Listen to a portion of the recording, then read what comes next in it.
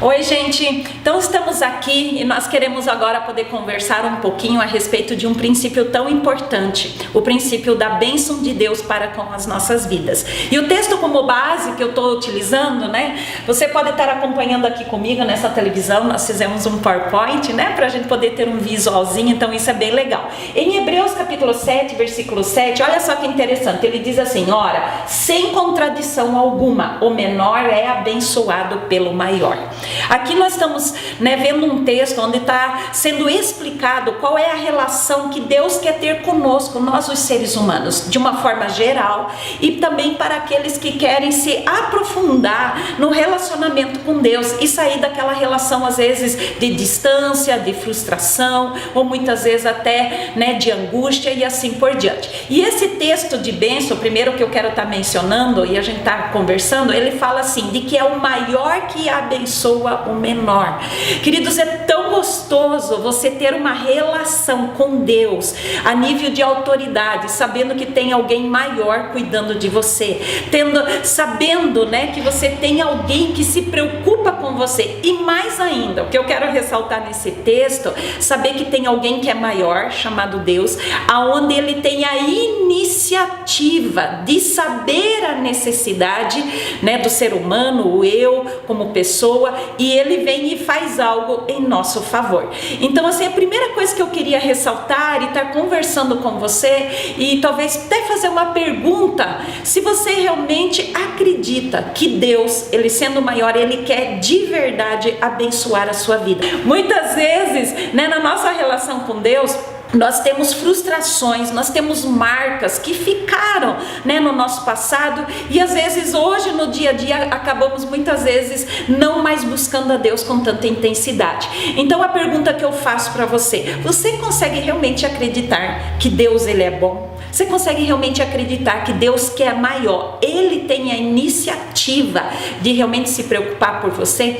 Porque se você não consegue acreditar nisso, eu creio que Deus, ele quer que você realmente possa descobrir o verdadeiro coração dele. E para isso eu quero colocar mais um versículo aqui, está escrito em Romanos capítulo 2, versículo 4. Olha que interessante esse texto, falando sobre o princípio da bênção, falando o quanto Deus ele quer nos abençoar, o quanto o coração de Deus é um coração de bondade. Olha só o que diz esse texto, ele diz assim, ou será que você despreza as riquezas da sua bondade, tolerância e paciência, não reconhecendo que a bondade de Deus o leva para o arrependimento? Ou seja, às vezes na nossa relação com Deus, porque às vezes a gente não aprendeu desde crianças, às vezes a gente não aprendeu a forma certa de a gente se relacionar com Deus, às vezes a gente criou um bloqueio, às vezes a gente criou uma frustração nessa relação com Deus, de um ser superior, se relacionando com um ser inferior.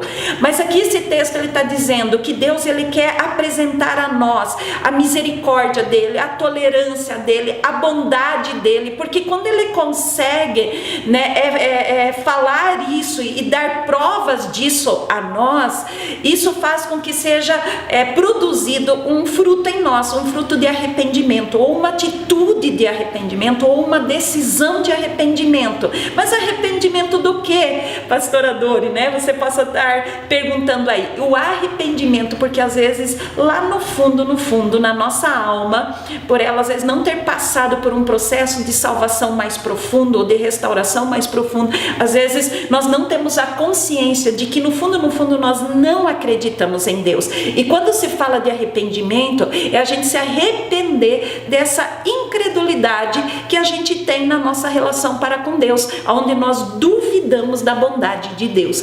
Então, caso você, na tua relação com Deus, você encontre isso, medite nesse texto, e é uma ótima sugestão, você pedir para o Espírito Santo te ajudar a você realmente acreditar de que Deus é bom, e ele produz esse arrependimento em nós. Isso é muito, muito interessante. Outra base que também eu quero estar compartilhando, para que nós venhamos usufruir desse princípio de bênção, aonde que o maior abençoa o menor, nós precisamos compreender algumas coisas um pouquinho mais profundo. Por que é tão importante a gente compreender isso? Porque se eu não tenho essa verdade revelada, em primeiro lugar, da bondade de Deus para comigo, eu muitas vezes vou estar num lugar de autoridade. Por exemplo, no meu caso, eu num lugar de mãe. Se eu não conheço a bondade de Deus, muitas vezes quando eu estiver num lugar de autoridade, não de autoritarismo, exercendo o papel de mãe sobre os meus filhos, onde meus filhos talvez estarão numa posição menor, não menor de valor, mas menor em termos de hierarquia, em termos de autoridade, muitas vezes eu não vou conseguir exercer essa bondade para com eles. Então aí vai virando um efeito que a gente chama cascata. Então, voltando para o princípio, quando eu aprendo a acreditar na bondade de Deus, eu também vou conseguir ser bom ou boa quando eu exercer o meu papel de autoridade, o maior abençoando o menor. E esse texto aqui que eu queria ler com você é muito interessante, porque se eu não consigo crer na bondade, talvez porque existe uma raiz, algo mais profundo que esteja operando em mim, e eu devo buscar isso em Deus, que eu chamo assim essa libertação. Olha que interessante o que diz em Romanos 8, versículo 2 e 3, diz assim: porque por meio de Cristo Jesus, a lei do Espírito de vida me libertou da lei do pecado, da morte, porque aquilo que a lei fora incapaz de fazer por estar enfraquecido pela carne, Deus o fez, enviando o seu próprio Filho, à semelhança de homem pecador, como oferta pelo pecado, assim condenou o pecado na morte. Eu amo esse versículo. Esse versículo está dizendo o quê? Que através de Jesus Cristo, né, a lei do Espírito, ela me libertou da lei do pecado. Ou então, a lei do Espírito que traz vida ao meu espírito, que traz vida à minha alma, que traz vida ao meu corpo, ela me liberta da lei do pecado. Por que todos nós temos que passar por essa experiência que a gente chama assim, a experiência da libertação da lei do pecado? Porque enquanto eu não passo por essa experiência, eu vou ser muito escravizado, e a lei do pecado é o quê? O pecado maior que um ser humano pode cometer nessa terra é, na verdade, não acreditar na bondade de Deus, não acreditar de que Deus ele é bom, não acreditar de que Deus é aquele que é o único que pode nos libertar dessa natureza que às vezes opera em nós de querer fazer o mal para as outras pessoas. E Paulo, muito experiente, ele diz assim: às vezes eu planejo fazer o bem, mas quando eu vejo o poder do pecado operando no meu corpo e acabo fazendo o mal. Então o que é Jesus, né, e Deus Pai, eles que são maiores, o que eles têm para nos comunicar? O que eles têm para nos dar de bênção? Qual é uma das maiores bênçãos? Tem muitas bênçãos, mas qual é a maior das bênçãos? É nós sermos livres do poder do pecado e nós pararmos, né, de não acreditar na bondade de Deus. Porque quando eu não acredito na bondade de Deus, o maior que tem um desejo legítimo de abençoar, quando eu não acredito, eu não acesso essa bondade, e eu acabo ficando muitas vezes debaixo de opressões, muitas vezes eu acabo usufruindo de maldições, de coisas, e ainda eu acabo no final culpando Deus. Por que quando às vezes acontecem algumas coisas erradas, algumas coisas malditas, a gente acaba culpando Deus? Então por que muitas vezes nós duvidamos da bondade de Deus? Porque justamente essa lei do pecado que às vezes opera no nosso corpo, nos nossos sentimentos, onde provoca em nós dúvida, aonde que nós acabamos, em vez de acreditar de que Deus é bom, a gente começa a inverter o processo, a gente começa a acreditar que Satanás é o mal e Deus, Satanás é bom, e de que Deus é ruim. Então por isso nós precisamos dessa bênção maior, de a gente ser liberto do poder do pecado, que muitas vezes nos excita a não crer em Deus. Então é muito interessante, e esse versículo você vai poder estar estudando mais um pouquinho. E eu quero estar falando também de um texto em Hebreus 2,14 que diz assim: os filhos são pessoas de carne e sangue, por isso Jesus se tornou como eles e participou da natureza humana deles. Ele fez isso para que por intermédio de sua morte pudesse destruir aquele que tem o poder sobre a morte, o diabo. Ou seja, quando eu começo a pedir para Jesus, né, eu começo a entender que Jesus, ele morreu na cruz, e Deus teve a iniciativa, Deus que é maior, ele teve teve a iniciativa de olhar para o ser humano e dizer: eu que sou maior, eu quero abençoar o ser humano. E como que Deus abençoou todos os seres humanos da face da terra?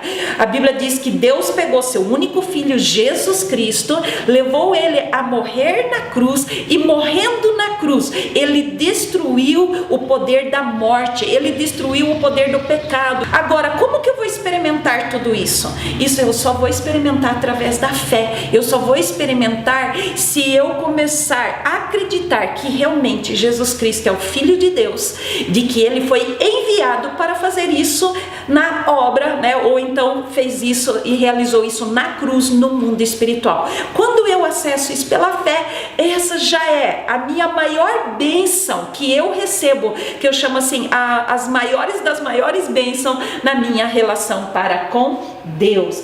E eu quero então terminar aqui falando a respeito então, né, sobre o nosso viver na bênção. Deus, ele quer nos tirar daquela condição de maldito. Deus, ele quer nos tirar daquela condição de angústia. Deus, ele quer nos tirar dessa condição onde a gente se sente afastado de Deus, aquela condição de onde a gente se sente que não está agradando a Deus, de que nós nunca somos suficientes para Deus, de que Deus não tá nem aí com a gente, né, de que Deus, ele não se importa, ele que é o maior. Então, esses dois textos que nós vamos estar comentando vai falar justamente de que Deus, ele é um Deus, ele é maior, e é ele que abençoa o menor. E essa bênção, ela é acessada quando eu acredito. Olha só o que diz a Bíblia em Romanos capítulo 4, versículo 25, né? Ele diz assim: Jesus foi entregue para ser morto por causa dos nossos pecados, e ele ressuscitou para que Deus pudesse nos declarar justos.